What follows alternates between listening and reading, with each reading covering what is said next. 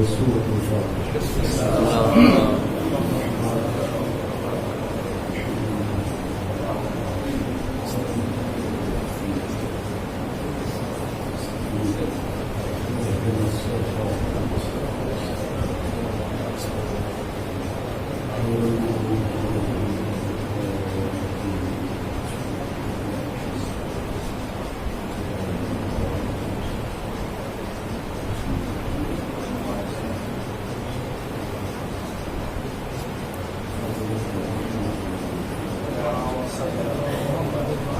أعوذ بالله من الشيطان الرجيم. بسم الله الرحمن الرحيم.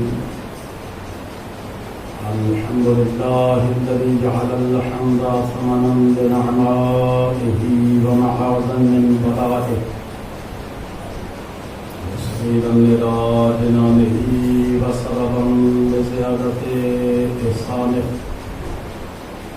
الذي ليس كمثله شيء وهو السميع البصير.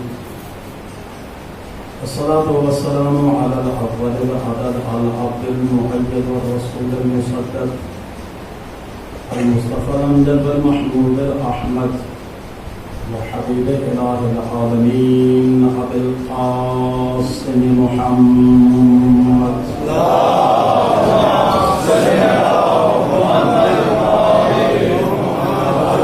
الطيبين الطاهرين المعصومين واللعنة الدائمة على أعدائهم أجمعين من يوم عذابتهم إلى يومنا هذا ومن يومنا هذا إلى يوم الدين وبعد يوم الدين. أما بعد بسم الله الرحمن الرحيم. ألم تروا أن الله سخر لكم ما في السماوات وما في الأرض وأسبغ عليكم نعمه ظاهرة وباطنة. صلوات محمد.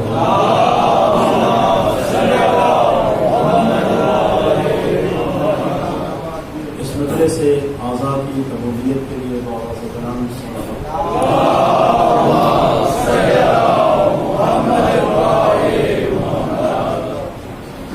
شہیدان کربلا کی خوشبودی اور رضا کے لیے بابا سے کرم صلوات.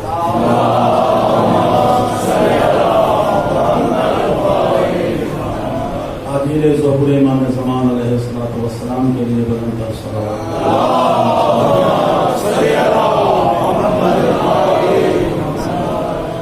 نعرہ تکبیر، نعرہ رسالت، نعرہ حیدری، حسینیت، یزیدیت، آواز بلند صلوات.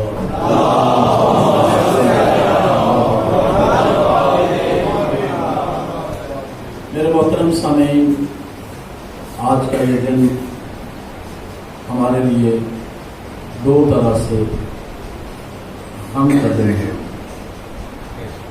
مصیبت کا دن ہے. اس حوالے سے کہ ایک تو 14 کی مناسبت سے آج 5 محرم ہے اور 5 محرم کو سید الشہداء کے خیمے فرات سے ہٹا کر بہت دور نصب کیے گئے تاکہ آل رسول پانی سے محروم رہے.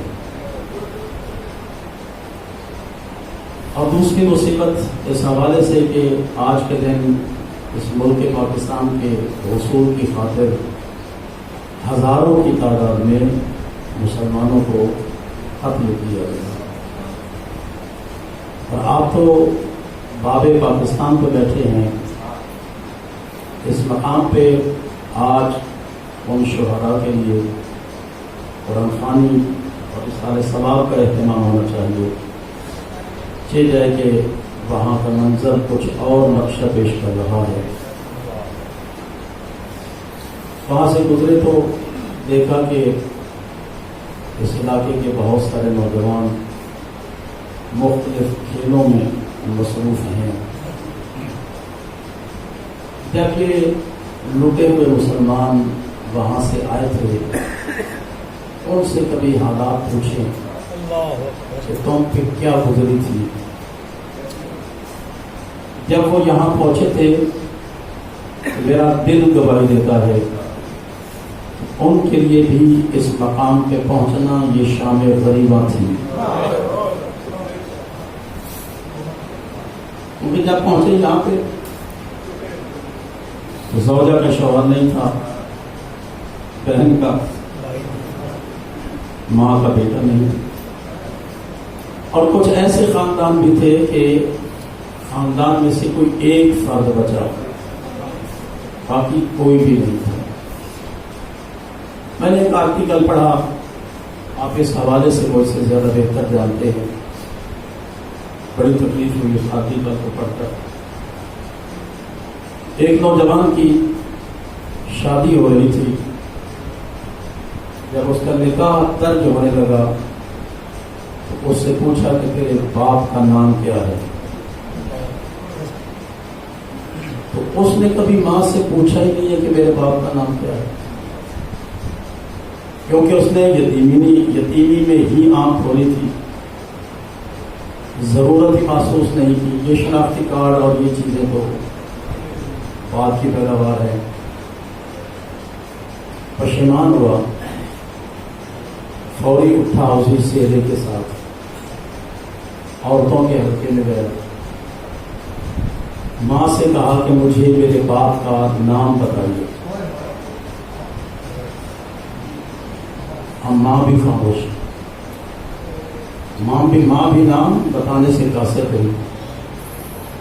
بیٹے نے وہیں پہ اپنا رویہ بدل دیا کہ اگر تم مجھے باپ کا نام نہیں بتائے گی تو میں رسوا ہو جاؤں، لہٰذا میں آج ہی اپنے خلاف کچھ کروں گا، خودکشی کروں گا، یہ کروں گا، وہ کروں گا. دھمکی دی.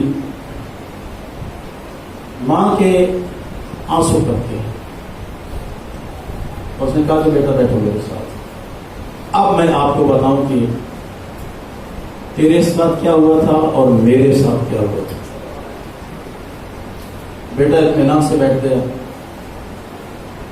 اس نے کہا کہ جی ہم اپنے گاؤں سے 100 افراد سے زیادہ افراد پر مشتمل قافلہ لے کے نکلے، 100 افراد سے زیادہ. راستے میں دشمن نے حملہ کیا، سارے مر گئے، میں چھپ گئی. میری عمر چھوٹی تھی، 15 سے 18 سال کے درمیان تقریباً. میں چھپ گئی، خدا نے مجھے محفوظ رکھا. دشمن اپنا کام کر کے چلا گیا، میں وہیں پہ اس بیابانی کی صورت میں مقتل میں چھپی ہوئی تھی.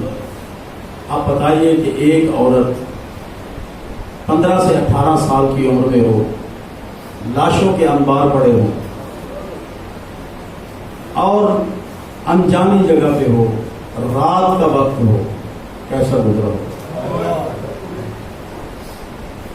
انہوں نے کہا کہ میں نے اسی دوران تیرے رونے کی آواز سنا کسی اور جگہ.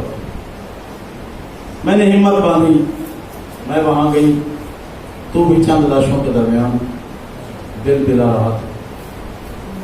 میں نے تجھے وہاں سے اٹھایا، لے کے چلی اللہ کے سہارے کہ جیسے اللہ کو منظور ہوگا، جیسے تقدیر نے مقدر کیا. میں آپ کو لے کر یہاں پاکستان میں آنے میں کامیاب ہو گئی. مجھے تو پتہ ہی نہیں تھا کہ آپ کی ماں کا نام کیا ہے، آپ کے باپ کا نام کیا ہے. بس آپ کی محبت میں نے ساری زندگی گزاری.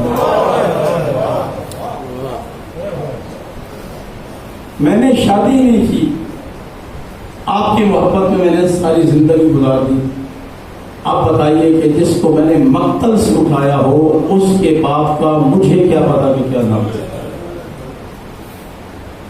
جس ملت پہ یہ وقت گزرا ہو وہ آج بینڈ بجا رہا ہے، وہ آج شرنائیاں چلا رہا ہے، وہ آج نہ جانے کیا کیا کر رہا ہے. جب یہ منظر پیش کیا جاتا ہے نا اور ان مہاجرین میں سے کوئی ابھی زندہ موجود ہو تو آپ کی خوشیاں دیکھ کر انہیں اپنا سفر یاد آتا ہے. لہذا آج کے دن کسی اور حوالے سے منانا چاہیے ہم مسلمانوں کو، لیکن جن مسلمانوں کو پیغمبر کے خاندان کے اجڑنے کا احساس نہ ہو، انہیں امت کے اجڑنے کا کیا احساس ہوگا؟ جو 10 محرم کو میدانوں میں کھیل کھیلتے ہیں، ان محرم کے ایام میں شادیاں رچاتے ہیں، آپ محترم بتا رہے ہیں کہ صاحب نے شادی کا اعلان بھی کر دیا 6 محرم کو، 15 اگست یعنی آئندہ کل، اور ملک کا نامور نعت خوان ہے، اس نے 6 محرم کو شادی رکھی ہے، معروف نکاح اس کا نعت خوان ہے پیغمبر اسلام کا۔ اب جو اپنے آپ کو غلام مصطفیٰ بھی کہے اور نواسہ مصطفیٰ کے دنوں میں یہ کام بھی کرے، پتہ چلتا ہے اس کا دعویٰ کچھ اور ہے، نمائندہ کسی اور کا ہے۔ ہمارے ایک محترم سید صاحب ہیں اور بڑے اعلیٰ عہدے پہ فائز رہے، وہ فرماتے ہیں کہ میں شورکوٹ میں ڈی سی کے عہدے پہ تھا، اور اس وقت یہ چینی اس طرح بازاروں میں نہیں ملتی تھی جس طرح آج کل مل رہی ہے، وہ ڈپو ہوا کرتے تھے۔ یہ بزرگ جانتے ہیں کہ گھر کے اگر 5 افراد ہیں تو ان کو میرا خیال 1 پاؤ شاید ملتا تھا مہینے کے لیے، کارڈ ہوتے تھے اور وہ باقاعدہ قیمت دے کے وہاں سے یہ چینی لاتے تھے۔ اب بھی ہم کہتے ہیں کہ جہاں بڑے غریب ہیں ان سے پوچھیں کہ جو 1 کلو لے کر 1 مہینہ 4 افراد اس کو چلاتے تھے، اور آج آپ کے ہاں تو کسی شے کی قلت ہی نہیں ہے۔ ہم نے کبھی تجزیہ نہیں کیا کہ ہمارے آباء و اجداد پہ کیا وقت گزرا اور ہم پر کیا وقت گزرا ہے، اور یہ صبر اس وقت تک نہیں آئے گا جب تک ہم اپنی ماضی پہ نگاہ نہیں رکھیں گے۔ ماضی پہ نگاہ رکھیں گے تو صبر حاصل ہوگا، حوصلہ بڑھے گا۔ وہ فرماتے ہیں کہ میرے پاس یہ اعظم طارق کا ایک نمائندہ آیا چینی کے حصول کے لیے، 15 میں نے دینا تھا، شادی تھی اور شادی محرم میں رکھی، تو میں نے انکار کر دیا، پھر سفارش، آخر جب سفارشی ہے تو میں نے اسے پوچھا کہ بھائی یہ محرم میں شادی کیوں رکھ رہا ہے؟ اس نے آگے سے کہا کہ کوئی حرام ہے شادی کرنا، اس میں کوئی حرام ہے؟ میں نے کہا کہ بالکل حرام نہیں ہے۔ پھر کیا ہوا کہ میں رکھ لیے؟ تو حرام کام تو نہیں کر رہا ہوں، جائز کام کر رہا ہوں۔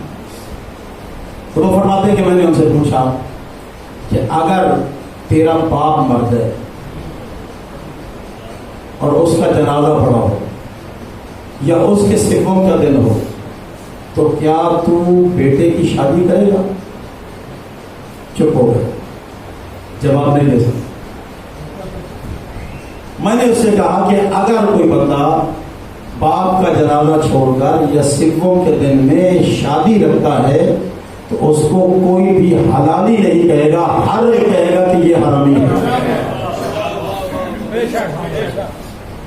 اب جو لوگ اس قسم کا کام کرتے ہیں نا، ظاہراً ان کے متعلق کچھ اس قسم کے ہی جملے کہے جا سکتے ہیں۔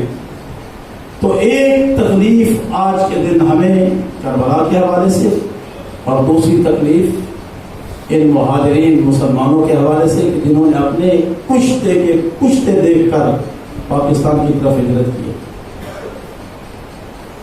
اور میں خیر اپنی گواہی دے سکتا ہوں، جب کبھی گزشتہ سالوں میں 14 اگست قریب آتی تھی تو میرے گھر میں بھی چھوٹے چھوٹے بچے ہیں، وہ بچے تقاضا کرتے تھے کہ ہمیں اعلانی لباس چاہیے، ہمیں یہ چاہیے، جھنڈیاں چاہیے، یہ چاہیے، وہ چاہیے۔ لیکن اس وقت میں رات تک دیکھتا رہا ہوں، چھوٹے سے چھوٹا بچہ 5 سال کا ہے، اس نے مجھ سے ایک دفعہ نہیں کہا کہ مجھے یہ چاہیے، کہا بھی نہیں ہے کہ کیا کرنا ہے، لیکن اگر مانگا ہے تو فقط یہ کہا بابا مجھے ایک سیاہ لباس لے کے دے۔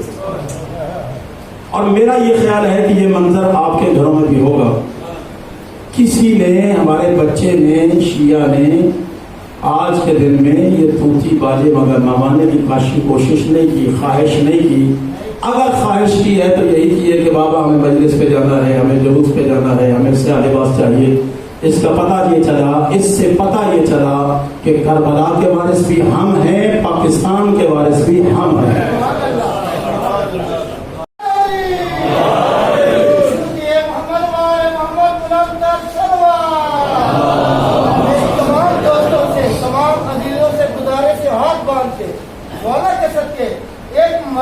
بچے نے محرم میں شادی رکھنے کا کسی کو وہ کہہ رہا ہے کہ جی یہ حلال ہے، یہ بہت فائدے ہے، یہ آپ سب سے گزارش ہے ایک بار ہاتھ اٹھا کے پیچھے کی طرف اس کے اوپر لعنت بھیج دیں۔ ایسے مولویوں پر ہم لعنت بھیجتے ہیں۔ میرے دوستو، یہ ایسا کام ہے کہ جس کا صدباب خود اہل بیت کرتے ہیں۔ آپ کے اس جملے سے چھوٹے سے دو واقعے میرے ذہن میں آئے۔ ایک اور صاحب بھی تھے، دنیا سے اب جا چکے ہیں، اس نے بھی بیٹے کی شادی کی تھی محرم میں۔ نتیجہ کیا ہوا تھا؟ نتیجہ یہ ہوا کہ وہ زیادہ دیر نہیں چل سکا، انہی دنوں میں دنیا سے رخصت ہو گیا۔ ایک یہ ہے شادی کرنا، اور ایک یہ ہے کہ اس کو ثواب سمجھ کے کرنا۔ یہ دونوں میں فرق ہے۔ ایک یہ ہے کہ شادی کر رہے ہیں، ٹھیک ہے، کرتے رہتے ہیں لوگ۔ ایک یہ ہے کہ ان دنوں میں کرنا شادی ثواب ہے۔ یقین جانیے کہ جو بندہ ثواب سمجھ کے کرتا ہے وہ خاسر الدنیا و خاسر الآخرہ، وہ دنیا میں بھی نقصان میں ہے، آخرت میں بھی نقصان میں ہے۔ بڑے بڑے واقعات ہیں دنیا میں جو وہ گزرے ہیں۔ بہرحال ایک توجہ میں آپ اس کی طرف دلاتا چلا جاؤں۔ آپ ظاہر تاریخ دان ہے، پاکستان کی بہت ساری آپ نے کتابیں پڑھی اور مطالعہ کیا، آپ کے ذہن میں ہے پاکستان بنانے والوں میں کس کا ہاتھ ہے۔ آج جو وارث پاکستان ہیں، ان کا اس وقت پاکستان اور قائدین پاکستان کے متعلق کیا نظریہ تھا؟ سبحان اللہ، سبحان اللہ۔ ان میں سے کوئی بھی جو آج وارثان پاکستان ہیں، دعویدار ہیں، ان میں سے کوئی بھی پاکستان کے بننے کے حق میں نہیں تھا، اور اگر جب بن گیا تو جو اس کے حق میں نہیں تھے انہوں نے پاکستان میں قبر بھی بنانا اپنی قبول نہیں کی۔ وہ جہاں کی مٹی تھی وہاں چلے گئے، وہ پاکستان بنانے کے حق میں نہیں تھے، پاکستان بنانے والوں کے حق میں نہیں تھے۔ جب وہ کامیاب ہو گئے تو پاکستان بنانے والوں پر کفر کا فتویٰ لگایا، یہ محمد علی تو کافر ہے، لگا تھا یا نہیں؟ یہ کس چیز کا نتیجہ ہے؟ ان کی ناکامی اور قائد اعظم کی کامیابی۔ اب سمجھ میں آیا کہ ابو طالب کو کافر کیوں کہا گیا؟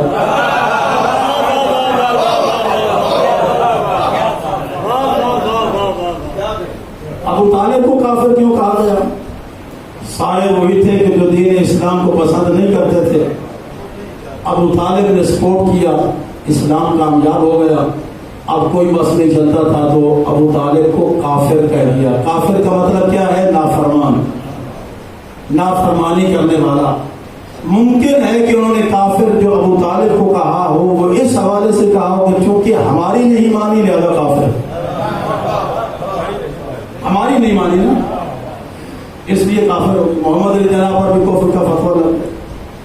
نہ وہ پاکستان کے حق میں تھے، نہ پاکستان بنانے والوں کے حق میں تھے۔ پاکستان میں جو سرمایہ خرچ ہوا وہ بھی ملت تشیع کا صرف ہوا۔ 70% سرمایہ ملت تشیع کا صرف ہوا، اور 70% کے ہی عنوان سے قائدین میں بھی شیعہ قائدین تھے۔ یہ قائدین بھی شیعہ تھے، سرمایہ بھی شیعوں کا خرچ ہوا۔ جب اسٹیٹ قائم ہوئی تو فقہ جعفریہ کی بجائے فقہ حنفیہ کا تسلط ہو گیا، لیکن شیعوں نے، مکتب جعفریہ نے آج تک نہ کہا کہ یہ ہمارا ہے اس لیے کہ اگر آج ہم کہتے بننے کے بعد ہمارا ہے، ہم نے بنایا، تو جھگڑا شروع ہوتا، پاکستان پھر بکھر جاتا، پاکستان پھر حصول حاصل کرنے کے باوجود ضائع ہو جاتا۔ لہذا اس استحکام پاکستان کے لیے ہم خاموش رہے، ہمیں ملے یا نہ ملے پاکستان تو باقی رہے گا، ہمیں ملے یا نہ ملے پاکستان تو باقی رہے۔ اب بھی آج لوگ پوچھتے ہیں کہ علی اتنا بڑا شجاع تھا تو فدا کو واپس کیوں نہیں لیا؟ یہ ہم نے علی سے سبق سیکھا ہے، امیر المومنین سے سبق سیکھا ہے کہ جیسے ہم نے خاموشی اختیار کی تاکہ پاکستان باقی رہ جائے، اسی طرح امیر المومنین نے فدق نہیں لیا تاکہ اسلام باقی رہ جائے۔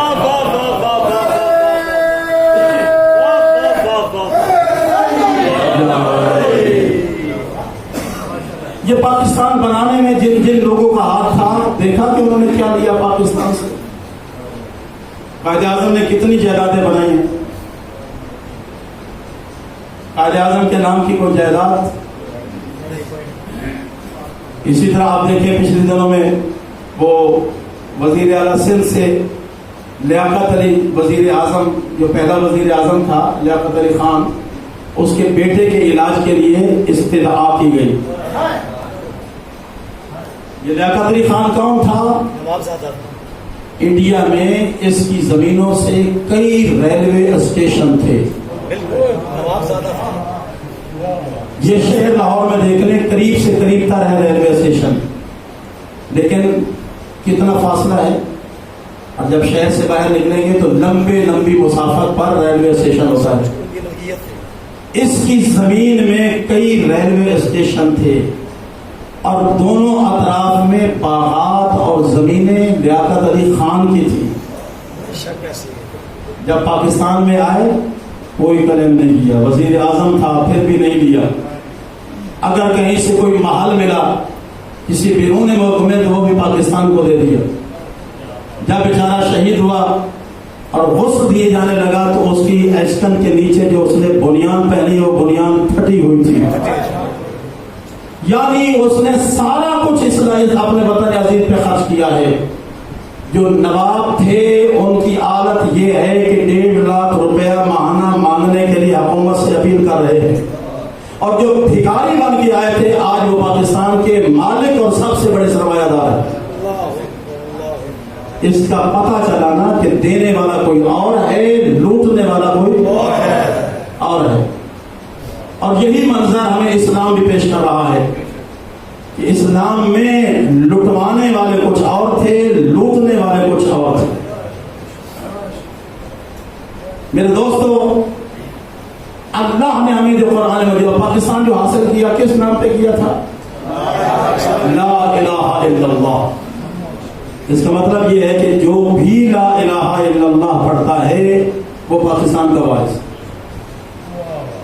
آج ستم ظریفی یہ ہے کہ جو حقیقی وارث تھے انہیں کافر کہا جا رہا ہے، وطن چھوڑنے پہ مجبور کیا جا رہا ہے۔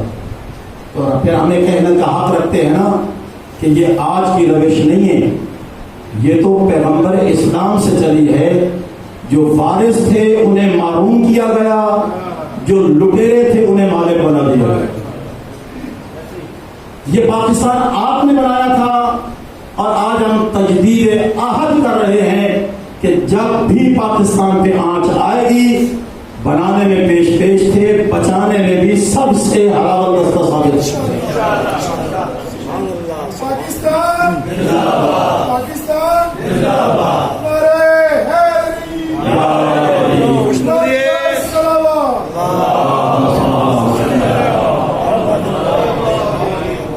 میرے ذہن میں وہ وقت نہیں ہے، ٹائم نہیں ہے کس ٹائم پہ اس پہ معاہدہ ہوا، اچانک ذہن سے نکل گیا، لیکن میں اتنا دعوے سے کہہ سکتا ہوں کہ جس ٹائم پہ پاکستان کا وہ ایگریمنٹ ہوا، تقسیم پاک و ہند ہوا، وہ ٹائم یا 5 سے مربوط ہے یا 12 سے مربوط ہے، ان دو میں سے ایک ہے، یا 5 کے ساتھ ہے یا 12 کے ساتھ ہے۔ اس کا مطلب یہ ہوا کہ بنانے والا 5 اور 12 کا ماننے والا تھا، اور پاکستان کی بنیاد بھی 5 اور 12 پہ رکھی تاکہ دنیا کو پتہ چل جائے کہ اسلام بھی 12 نے قائم کیا تھا، پاکستان کے محافظ بھی 12 ہیں، تاریخ بھی 14 ہے۔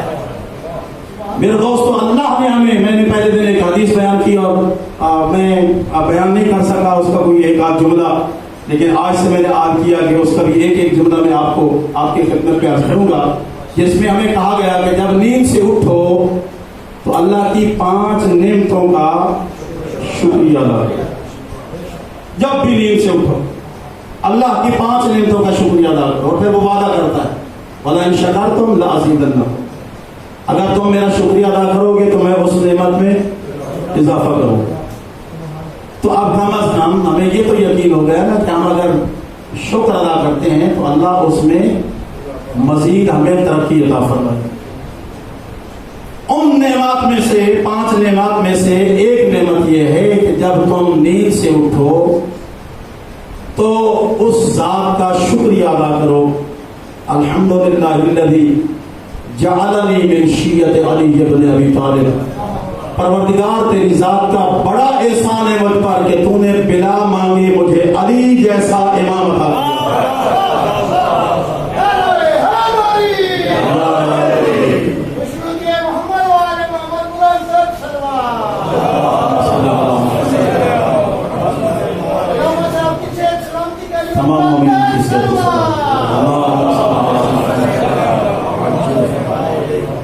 بلا مانگے، ہم میں سے کسی نے تقاضا نہیں کیا تھا کہ پروردگار مجھے اس گھر میں بھیجنا، اور اگر یہ مانگنے سے ہوتا نا تو سارے امیروں کے گھرانے پہ پیدا ہوتا، کیونکہ وہ تقاضا ہی عمارت کا کرتا ہے کہ مجھے اس گھر میں بھیجنا، یہ تو بیچارے غریب ہیں وہاں کہاں بھیج رہا ہے۔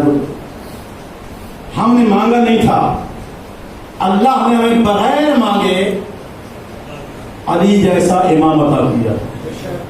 اور ہمارے دور حاضر کے قائل ردین درجہ اتحاد کے فائل ہیں، انہوں نے ارشاد فرمایا کہ جب تم مجلس میں بیٹھو اور لطف اور سرور عروج پہ پہنچے آل محمد کے فضائل و مسائل کے لحاظ سے، تو اس لمحے میں ایک بار اپنے ماں اور باپ کی مغفرت کے لیے دعا کیا کرو۔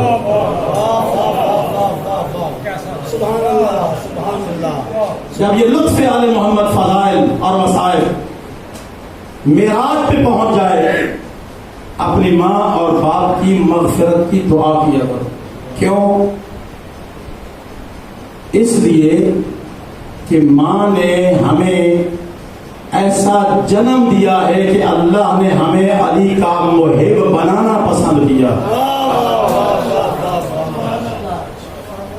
دوسرے لفظوں میں یہ ماں کا احسان ہے ہم پر، جس نے حلال زادہ پیدا کیا ہے اور ہمیں علی علی کرنا سکھایا ہے۔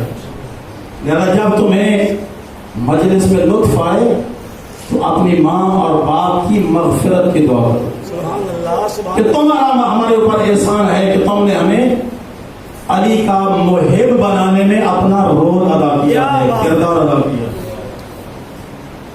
کیسی ہے علی کی محبت عظیم نعمت! اس وقت کائنات عالم میں جا کے نگاہ دوڑائیں، تاریخ پڑھیں، دنیا عالم میں اس وقت 4200 سے زیادہ مذاہب پائے جاتے ہیں۔ 4200 سے زیادہ مذاہب۔ اب یہ نہ سمجھنا کہ اہل سنت ایک مذہب، شیعہ دوسرا مذہب، دیوبندی تیسرا مذہب، اہل حدیث چوتھا مذہب، نہیں، یہ سارے کے سارے لا الہ الا اللہ پڑھتے ہیں۔ یہ اس وجہ سے ایک مذہب، اسلام ایک مذہب۔ اب اس میں کتنے فرقے ہیں وہ اب آپ شمار نہیں کر سکتے۔ ہمارے اندر بھی کئی فرقے بن گئے، اہل سنت کے اندر کئی فرقے بن گئے، دیوبندیوں میں کئی فرقے بن گئے۔ ان فرقوں کو شمار نہیں کرنا، صرف مذہب بنیاد۔ تو اس حوالے سے اسلام ایک مذہب ہے، تو فرقوں کو گنے تو وہ تو ہزاروں تک چلے گئے، لاکھوں پہ پہنچے۔ 4200 سے زیادہ مذاہب ہیں اور 206 سے زیادہ ممالک ہیں۔ 206 سے زیادہ چھوٹے بڑے ملک ہیں، 4200 سے زیادہ مذاہب پا جاتے ہیں۔ تو کیا اللہ کا یہ ہم پر احسان نہیں ہے کہ 4200 سے زیادہ مذاہب میں سے میرے لیے اور آپ کے لیے اس مذہب کو پسند کیا ہے جس کا قائد علی بن ابی طالب اے خوشنودی محمد و آل محمد رب ارحمہما کما ربیانی صغیرا بلند تر صلوات.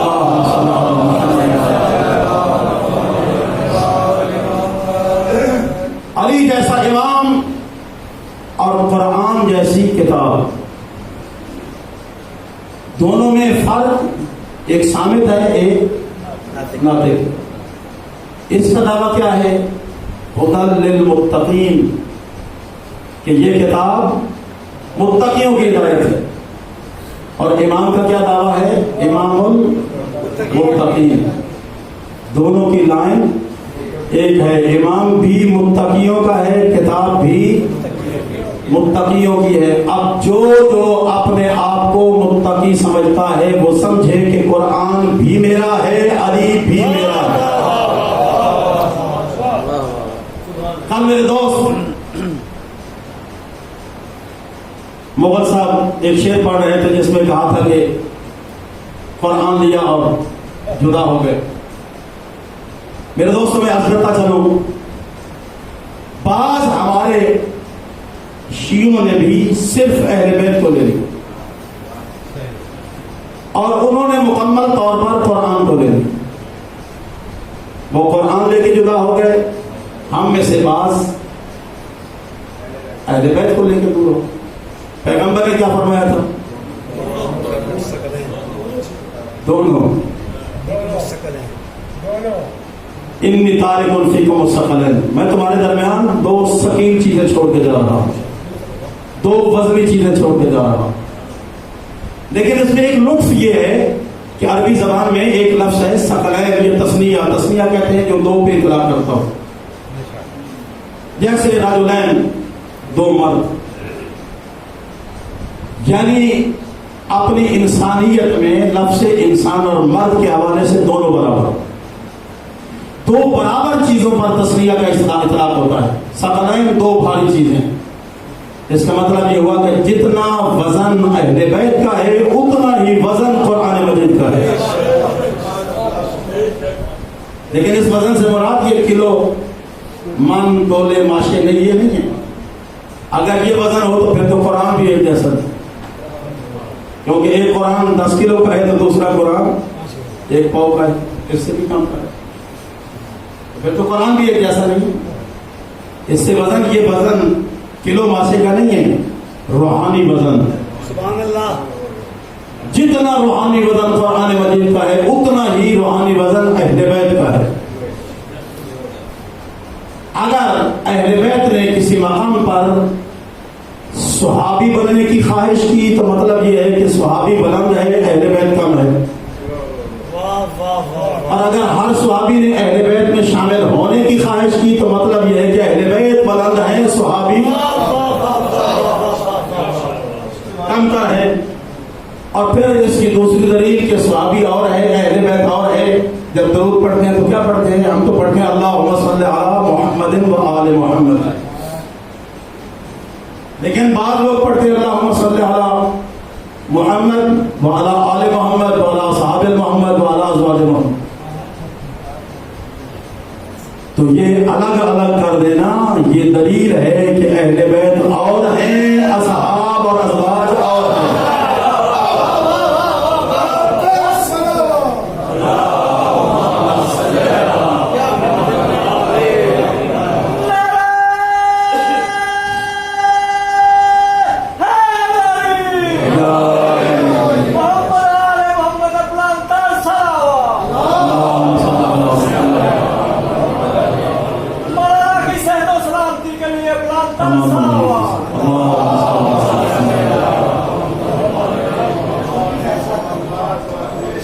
یہ جملہ خود ہی فیصلہ کن ہے.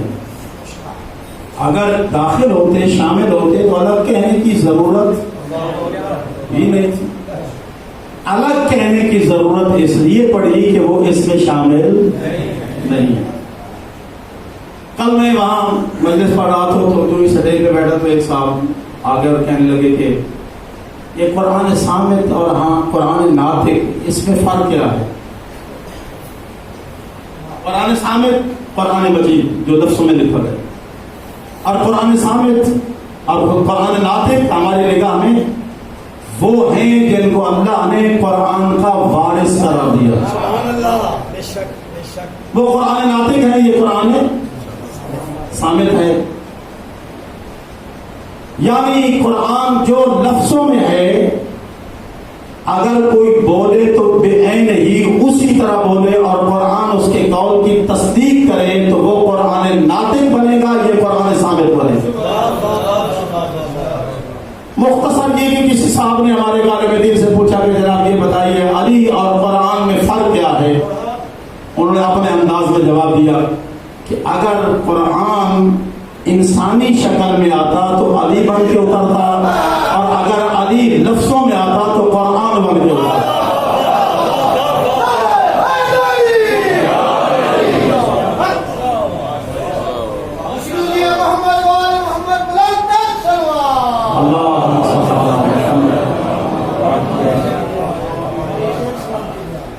اچھا، سوال یہ پیدا ہوتا ہے کہ پیغمبر اسلام جب جا رہے تھے تو پیغمبر اسلام کو پتا ہے علی کو حق قرار دیا ہے، تو اب یہی کہتے تھے کہ میں تمہارے درمیان اپنی ذریت و اہل بیت چھوڑ کے جا رہا ہوں، اس کی تم اتباع کرنا، ان کا دامن مضبوطی سے تھام کے رکھنا، میں وعدہ کرتا ہوں کہ جو ان سے متمسک رہے گا میں اس کو حوض کوثر کے کنارے تک لے جاؤں۔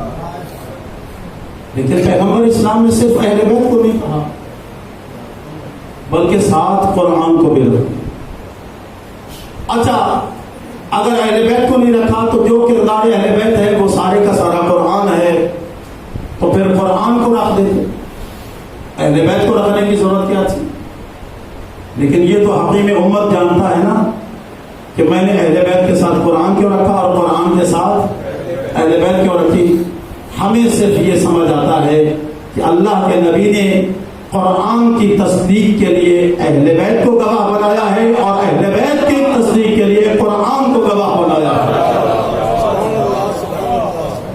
قرآن اہل بیت کا گواہ ہے اور اہل بیت قرآن کی گواہ ہے۔ اگر ایک چیز کو رکھا جاتا اہل بیت کو یا قرآن کو، مثلا اگر اہل بیت کو رکھا جاتا تو آج بہت سارے لوگ اہل بیت میں شامل ہوتے اور ہمیں شناخت ہی نہ ہوتی کہ یہ اصل ہے یا نقل ہے۔ یہ کبھی جائے نا زرگر کی دکان پر اور آپ جاتے رہتے ہوں گے تو ان کے پاس وہ ایک پتھر ہوتا ہے، اس پتھر سے وہ اصل سونے کی اور نقل کی پہچان کرتے ہیں۔ جتنا بڑے سے بڑا زرگر ہو وہ دیکھنے سے نہیں بتا سکتا کہ یہ اصل ہے یا نقل ہے، یا اگر اصل ہے تو کتنی پاور کا ہے، کتنے درجے کا ہے، یہ نہیں بتا سکتا۔ وہ پتھر پہ رگڑتا ہے اور رگڑنے کے بعد دیکھ کے بتاتا ہے کہ یہ اصل ہے یا نقل ہے۔ اگر اصل ہے تو اتنے پاور کا ہے، اتنے فیصد ہے۔ اگر اہل بیت کے ساتھ قرآن کو نہ رکھا جاتا تو آج بہت سارے لوگ اہل بیت میں شامل ہوتے اور ہمارے پاس ان کو امتیاز پیدا کرنے کی صلاحیت نہ ہوتی کہ ان میں اصل کون ہے اور نقل کون ہے۔ لہذا اللہ رب العزت نے اپنے نبی کے ذریعے سے اہل بیت کی شناخت کے لیے قرآن بھیجا، اور اگر بعد میں جیسے قرآن کے جملے بنتے رہے اور لوگ بناتے رہے وہ قرآن میں شامل کر دیتے، آج پتہ نہ چلتا کہ اصل قرآن کون سا ہے اور اضافی قرآن کون سا ہے۔ جیسے کہ آج بھی طاغوت اس میں مصروف عمل ہے کہ اس کے کچھ آیات کو نکال کر اپنی طرف سے بنا کے بھیج دی جائیں۔ آج ہمارے پاس شناخت نہ ہوتی کہ اصل قرآن کون سا ہے، نقل قرآن کون سا ہے۔ تو قرآن کی دفاع اور ضمانت کے لیے اہل بیت کو بھیجا ہے، اس لیے کہ قرآن مجید جو آیت کہتی ہے جس میں وہ کردار ہوگا وہ ہمسر قرآن ہے، اور اہل بیت کے کردار کی تصدیق قرآن مجید کرتا ہے۔ مثلا یہی جملہ ہدی للمتقین اور وہی جملہ کہ امام المتقین، آپ سارے قرآن مجید سے متقیوں کے اوصاف کو دیکھیں، سوائے علی کے کسی میں نظر نہیں آئے۔ اور اگر ان کے کردار کی تصدیق کرنا ہو تو وہ قرآن مجید سے ڈھونڈیں، سوائے قرآن مجید کے کسی اور مقام پہ وہ کردار نہیں ملے گا۔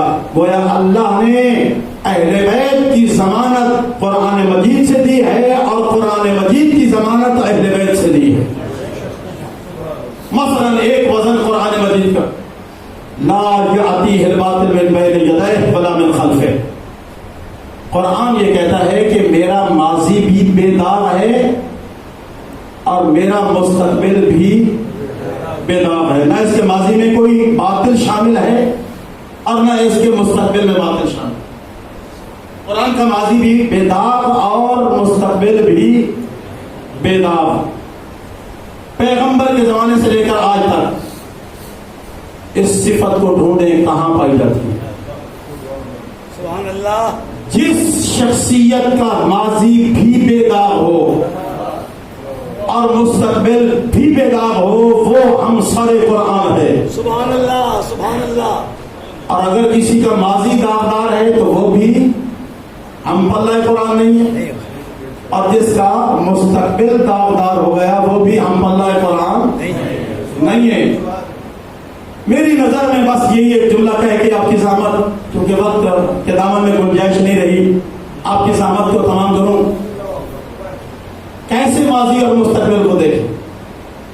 بعد از پیغمبر، خلافت پیغمبر کی مسند پہ بیٹھنے والے ایک بہت بڑے خلیفہ کے دربار میں فیصلہ آ گیا، جناب یہ مجرم ہے، اس کو کوڑے ماریں۔ کیا جرم کیا ہے؟ یہ اس نے شراب پی ہے، کیا بات ہے، اس کو کوڑے ماریں۔ قرآن کیا کہہ رہا ہے کہ میرا ماضی بے داغ ہے، میرا مستقبل بھی بے داغ ہے۔ تو اب وارث قرآن وہ ہوگا جس کا ماضی بھی بے داغ ہو، مستقبل بھی بے داغ ہو۔ کیا بات ہے۔ اب اس کو پکڑ کے لایا گیا۔ اب جو مسند خلافت پہ بیٹھا ہے اس سے بڑا مقدس کون ہوگا؟ اس سے بڑا پاک دامن اور کون ہوگا جو مسند پیغمبر پہ بیٹھا ہے؟ لیکن مصیبت یہ بنی کہ وہ پینے والا کوئی قریبی رشتہ دار تھا۔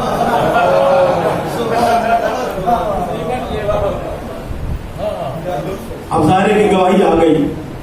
اصول تو یہ ہے کہ جب گواہیاں آ گئی تو پھر پوچھنے کی ضرورت نہیں تھی، لیکن راستہ دینے کے لیے پوچھا گیا، ہاں جی تو نے پی ہے؟ اگر انکار کر دے کہ نہیں پی تو راستہ مل جائے گا نا آزاد کرنے کا۔ وہ ہمارے کاظم خان صاحب ایک وکیل تھے، ہائی کورٹ میں بہت بڑے وکیل تھے، خدا ان کے درجات کو بلند فرمائے۔ وہ کہا کرتے تھے کہ میں نے عدالت میں دوغلا پن دیکھا ہے، اگر کوئی عدالت سے وابستہ ہو تو معذرت کے ساتھ، لیکن یہ روزمرہ کا وہ بھی جانتے ہیں اور ہم بھی جانتے ہیں۔ میں نے دوغلا پن دیکھا ہے کہ اگر کسی بے گناہ کو سزا دینا ہو تو جج بہت بڑا وکیل ہے، اور اگر کسی کو آزاد کرنا ہو تو وہ مسند قضاوت کا بہت بڑا قاضی ہے، خود راستہ دیتا ہے کہ تجھے سزا کیسے دینی ہے۔ اور تو اب قاضی نے راستہ دے دیا، پی ہے شراب۔ توقع تھی کہ کوڑوں کے خوف سے کہے گا کہ جی نہیں میں نے نہیں پی، راستہ مل جائے۔ اس نے اتفاق سے کہہ دیا کہ جی انکار کیا ہے، میں نے پی ہے۔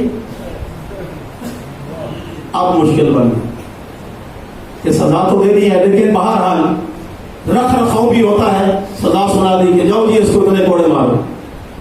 وہ جلاد آگے بڑھا، اس نے کہا خبردار میرے قریب نہ آنا، میں سزا سہنے کے لیے تیار ہوں، لیکن میری شرط یہ ہے مجھے کوڑے وہ مارے جس نے زندگی میں کبھی شراب نہ پیا ہو۔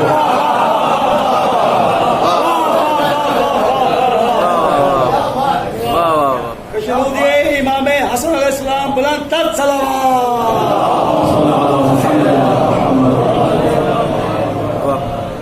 اب مصیبت بن گئی۔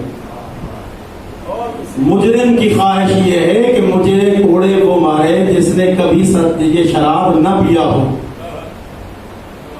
اب سارے جانتے ہیں کہ چلو ہم مان لیتے ہیں کہ مسلمان ہونے کے بعد تو یقیناً مسلمان تھے، صحابہ رسول تھے، نہیں پیا۔ لیکن اس کی شرط یہ ہے کہ کبھی نہ پیا ہو. اسلام سے پہلے کیا ہوتا تھا وہ سارے جانتے ہیں کہ میں کیا کرتا تھا اور دوسرا کیا. اب کسی کی ہمت نہیں اٹھنے گئی کہ اگر کوئی اٹھے تو ممکن ہے وہی بول پڑے کہ بھائی آپ کس لیے اٹھ رہے ہیں, آپ نے تو خدا دے دیا تھا. وہ اٹھنے نہیں دے گا اس کو. اب پریشان, سارا دربار پریشان. کسی نے بول کے کہہ دیا کہ صاحب اگر واقعاً سزا دینا ہے تو پھر گھبرانے کی ضرورت نہیں ہے, جاؤ علی کو بلاؤ.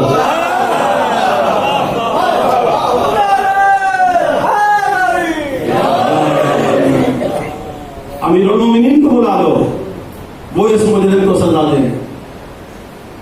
خلافت اٹھی یا نمائندے بھیجے. اگر نمائندے گئے تو بھی خلافت گئی, اور اگر خلافت اٹھی تو بنفس نفیس گئے. بالکل بات کیا, یا ابا حسن آج آپ کی ضرورت ہے. کیا ضرورت ہے؟ مجھے ایک مجرم کو سزا دینا ہے اور اس کی شرط یہ ہے کہ مجھے کوڑے کو مارے جس نے کبھی شراب نہ پیا ہو. اب یہ دربار کا چل کر امیر المومنین کے دروازے پہ آنا یہ عملی ثبوت ہے کہ اس پورے مدینہ میں ایک علی وہ ہے جس نے کبھی شراب نہیں پیا.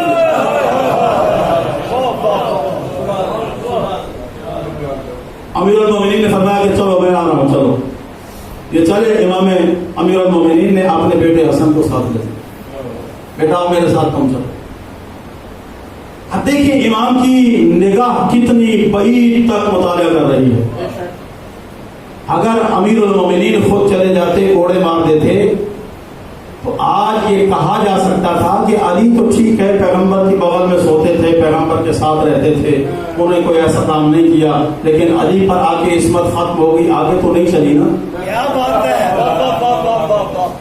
امیر المومنین نے عملی ثبوت دیا ہے کہ خلافت کا چل کر میرے دروازے پہ آنا یہ میری عصمت کی دلیل ہے کہ جتنا معصوم میرا نبی ہے اتنا معصوم علی مرتضیٰ ہے.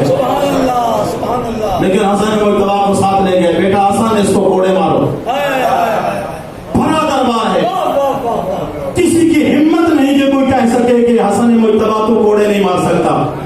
سارے دربار کا سر جھکا کر حسن مجتبیٰ سے کوڑے کھا لینا یہ دلیل ہے کہ عملی طور پر تسلیم کر لیا ہے جتنے درجے کی عصمت نبی کی تھی اتنے درجے کی عصمت علی مرتضیٰ کی تھی, اور جیسا معصوم علی ہے ویسا معصوم حسن مجتبیٰ. تو وارث قرآن کون ہوگا؟ جس کا ماضی بے داغ ہو اور مستقبل بھی بے داغ ہو. امت مصطفیٰ میں اگر کوئی بے داغ کردار ملتا ہے تو وہ اہل بیت کا ملتا ہے. جب ان کا کردار بے عیب ہے, بے داغ ہے, تو پھر اصلاح امت کے لیے بھی یہی نکلیں گے نا. اگر کوئی اور نکلا تو وہی منظر پیش آئے گا, بھائی تو کیسا مبلغ ہے, کیسی تبلیغ کر رہا ہے ہمیں. کل تک تو بھی ہمارا ساتھی تھا, ایک ہی تالاب میں نہاتے رہے, تو آج تم ہمیں کس چیز کی تبلیغ کر رہے ہو. لہذا آپ کا میرا آقا نکل کر ثابت کر دیا تھا کہ کل دربار میں حسن مجتبیٰ کی عصمت کو مانا تھا, آج میں حسین علیہ السلام کی عصمت کو تسلیم کروں. آگے دربار, اور یہ جملہ کہہ کر نکلے دربار سے, انا اہل بیت النبوہ, ہم اہل بیت نبوت ہیں. ومحضر الرسالہ, رسالت کی کان ہے.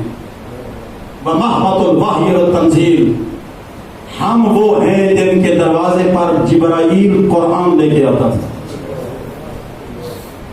کہاں پہ کہا ہے؟ دشمن کے دربار میں. اور دشمن میں جرات نہیں ہوئی کہ وہ کہہ سکے کہ حسین ابن علی یہ ایک جملہ نعوذ باللہ غلط ہے. تمہارا عقیدہ یہ ہے کہ قرآن اور فرشتہ نبی پہ آتا ہے, لیکن صرف نبی پہ نہیں, دروازہ نبوت پہ آیا. سبحان اللہ. بنا فتح اللہ و بنا ختم اللہ. اور دنیا کے ممالک پر مرنے والوں, سمجھو میری ہی وجہ سے اللہ نے دنیا کو پیدا کیا ہے اور میری ہی وجہ سے دنیا قائم ہے. اگر ہم نہ رہے تو دنیا نہیں رہے گی. اتنا بڑا سردار مالک الملک اپنے بچوں اور بہنوں کو لے کر مدینہ سے نکلا اور کربلا میں آ کے جلوہ فگر ہوا.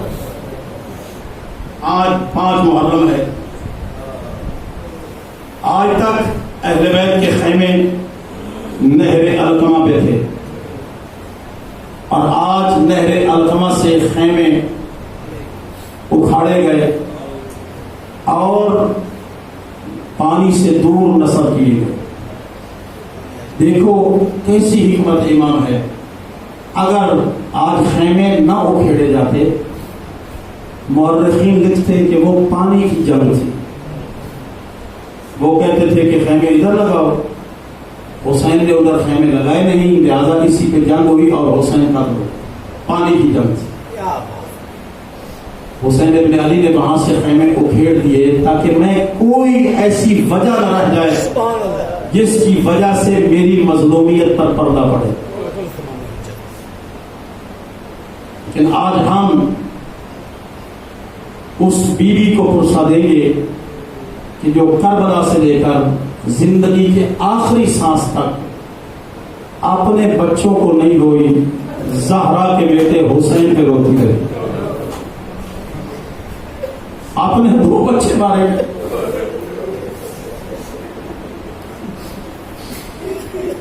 لیکن صرف شہادت حسین سے پہلے آن محمد پہ روئی ہے زینب. اور جب حسین شہید ہو گئے تو پھر پوری زندگی آن محمد پہ نہیں روئی, بلکہ حسین ابن علی پہ روتی رہی. جانتے ہیں کہ زینب کون ہے اور اس کے دل میں اولاد کی کتنی محبت ہے. دنیا بھر کی ماؤں کی محبت اولاد کو جمع کرے نا تو اس سے کئی گنا زیادہ زینب کے دل میں آن محمد کی محبت تھی. لیکن جذبہ ایثار کتنا ہے.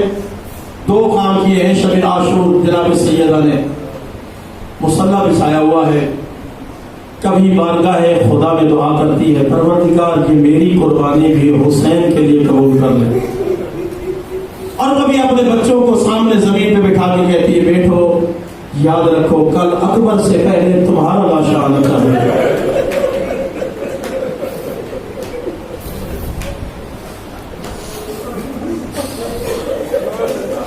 یقیناً جو نہیں روئی اپنے بچوں پر وہ آج آپ کے آنسوؤں کو رومال میں جمع کرے گی. بڑی غنیمت ہے یہ آنسو, بڑا قیمتی ہے.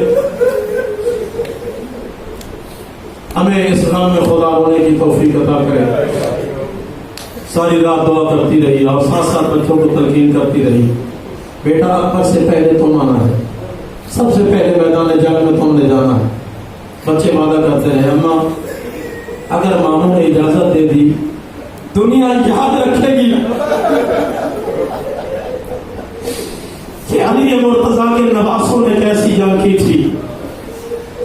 سورہ طلوع ہوا, بی بی نے آن محمد کو بلایا اور فرمایا بیٹا میں تجھے راہ خدا میں قربان کرنے کے لیے بھیج رہی ہوں, جاؤ اپنے ماموں سے اجازت لے کر میدان جنگ میں. بچے گئے, نہ جانے کیا ہوا, دوپہر تک ماں کے خیمہ میں نہیں آئے. دوپہر تک ماں کے خیمے میں نہیں آئے. دوپہر کا وقت ہوا, ماں کے خیمے کے دروازے سے گزرے, سیدہ کی نگاہ پڑی. اماں فضا یہ آن محمد کو بلاؤ نا ذرا. حاضر ہوئے دونوں بیٹے, گردن جھکی ہوئی ہے. بیٹا میں نے رات کیا کہا تھا؟ اماں ہم کئی بار گئے ہیں, ماموں اجازت ہی نہیں دیتے. ذرا اجازت تو دلوا دو نا. جناب سیدہ نے جناب فضا کو بھیجا, جاؤ میرے بھائی حسین کو ذرا بلاؤ میرے خیمہ میں. حسین ابن علی آئے, دیکھا منظر, ماں کے سامنے بیٹے سر جھکا کے کھڑے ہیں. पूछने की जरूरत न रही। हुसैन समझ गए कि ज़ैनब क्या कहती है, बच्चे क्या कहते हैं। हाँ मार जाए, क्या हुक्म है? फरमाया हुसैन भाई मेरे बच्चों को इजाजत क्यों नहीं देते? हुसैन इब्न अली ने एक जुमला कहा, बहन ज़ैनब दुनिया में कोई ऐसा भाई दिखाओ ना जिसने बहन की गोद को उजाड़ा हो।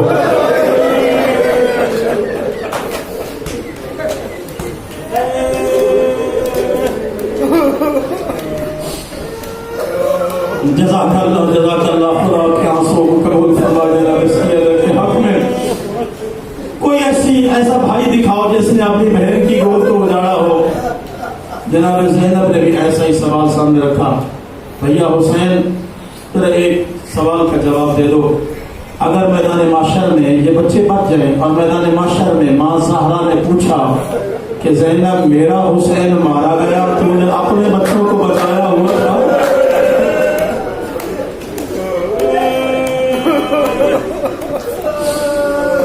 मैं जवाब क्या दूंगी? हुसैन इब्न अली ने कहा हाँ बहन मैं आपके बच्चों को इजाजत देता हूँ। 2 घोड़े बुलाए, जनाब अब्बास घोड़े लेके आए। सिन इतना छोटा है, एक बच्चे को उठाकर हुसैन ने जीन में बिठाया, एक को जनाब अब्बास ने बिठाया।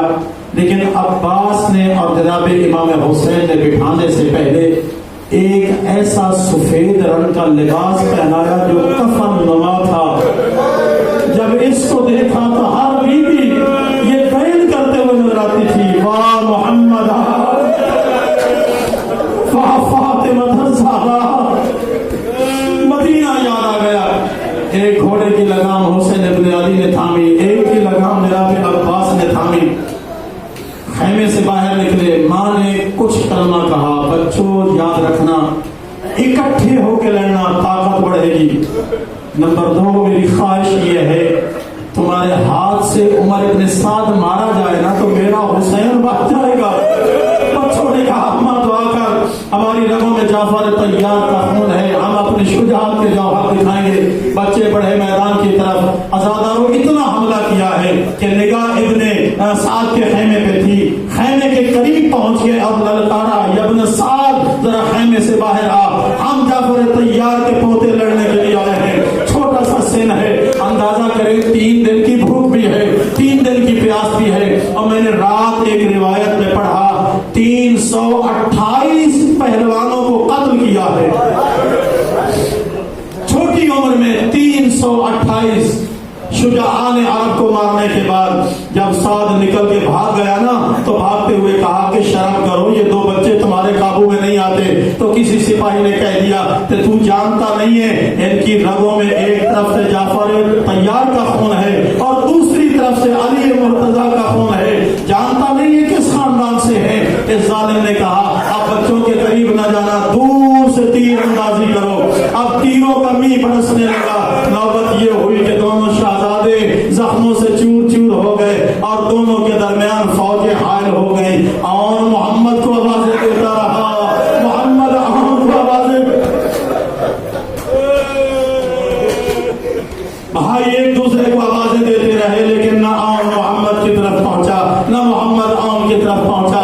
आखिर में जब घोड़े से उतरने लगे आवाज दी, या खालती अदरिकनी, ए अकबर का बाबा हम घोड़े से उतर रहे हैं। अज़ादारों इधर से अकबर भी चला है, इमाम हुसैन भी चले थे, जनाब अब्बास भी आगे बढ़े। दोनों शहजादों को उठाया, इधर फिज़ा ने खैमों में ऐलान किया, ओ मुखद्दरात इस्मत ज़ैनब के खैमों में आ जाओ, आज हम मोहम्मद के नाशे आ रहे हैं। सारी बीवियां वहां पे जमा हो गई। दोनों शहजादों को गर्म रेत पे लिटा दिया गया। दरमियान में जनाब दुखियारी ज़ैनब बैठी, एक हाथ आम के सीना पे रखा, एक हाथ मोहम्मद के सीना पे रखा। बच्चों ने माँ के दस्त शफकत का एहसास किया है। एक बच्चा ने कहा अम्मा हम दरिया के किनारे पे लड़ते रहे लेकिन तेरी वसीयत याद थी, हमने आंख भर के पानी को देखा करना था। दूसरे ने कहा अम्मा हम इब्ने साद के खैमे पे पहुंचे लेकिन वो मलाउन खैमे से निकल के भाग गया था, बस यही असला था। इन्ना लिल्लाहि व इन्ना इलैहि राजिऊन। कभी ज़ैनब आम के सीना पे सर रखती है और कभी मोहम्मद के सीना पे सर रखती है। बस करबला की ये जंग खत्म हो गई। कैदी यहाँ से रवाना हुए, शाम में एक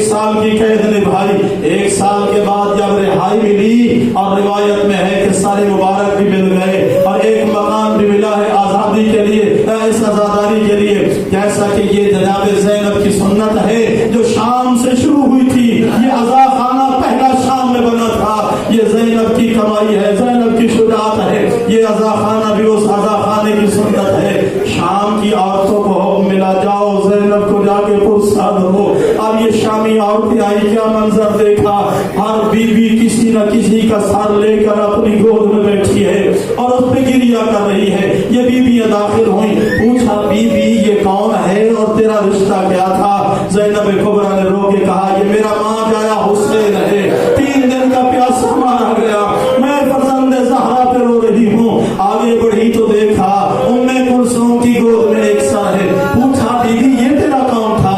کہا میری کوئی اولاد نہ تھی, اکبر یہ عباس جاتے ہوئے میرا بن کے گیا تھا, یہ میرا بھائی عباس, میں اس پہ گریہ کر رہی ہوں. آگے دیکھا تو لیلا کی گود میں علی اکبر کا سر ہے, جناب فروہ کی گود میں جناب قاسم کا سر ہے. ایک ننا سا سر ایک بی بی لے کے بیٹھی ہے اور کہنے لگی یہ شامی عورتیں دعا کرو اس بچے کے مرنے سے پہلے ماں مر گئی ہو, اس بچے کی شہادت سے پہلے ماں مر گئی ہو. لیکن اس وقت چیخ مار کے کہا جناب رباب نے, اے شامی عورتوں اس کو بچہ نہ کہنا, اس کا چچا عباس فاتح فرات ہے اور یہ میرا علی اصغر فاتح کربلا ہے. لیکن جب آگے بڑھی تو 2 سر پڑے ہیں لیکن کوئی رونے والا نہ تھا. ان شامی عورتوں نے کہا کہ شاید ان کی ماں مر گئی ہے, ان کی کوئی بہن نہ تھی, آؤ ہم مل کر گریہ کرتی ہیں. بس یہ کلمہ سنا, ادھر سے اٹھی علی کی بیٹی, دوڑ کر سروں کو گود میں لیا. شامی عورتوں نے پوچھا بی بی یہ کون ہے؟ کہا یہ میرے بیٹے ہیں. تو آپ بیٹوں پہ رو نہیں رہی تھی؟ پوچھا کہ بتاؤ اس کا کوئی رونے والا نہ تھا, یہ جو زہرا کا بیٹا تھا, میں اس حسین پہ رہوں یا اپنے بچوں پہ گریہ کروں؟ خدا بندہ تجھے اس دلیر و شجاع زینب کا واسطہ ہمارے ناسوں کو جناب اور محمد کے صدقہ میں قبول فرما لے. اس گھر میں, اس مقام پر, اس بارگاہ میں اپنی رحمت و برکات کا نزول فرما. انسان